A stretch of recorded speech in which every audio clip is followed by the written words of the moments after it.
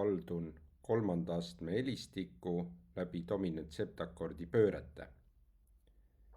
C-tuurist E-molli minnakse läbi B7, aga et ma saaks sujuvama bassi liikumise, siis ma võtan B7 dis-bassiga ehk läbi viienda astme kvintsekstakordi liigun.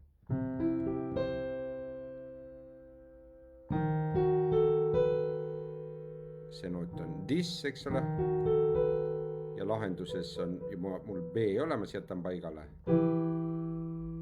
Veel korra.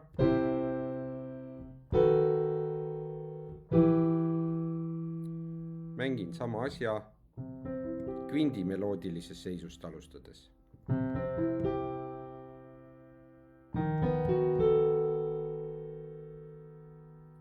Ja B on tenoris olemas, jätan ta paika. Veel korra.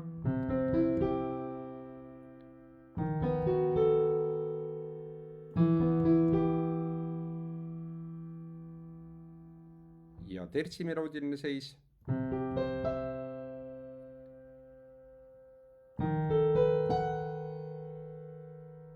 Ja mul on B-noot olemas aldis, jätan paika. Veel kord.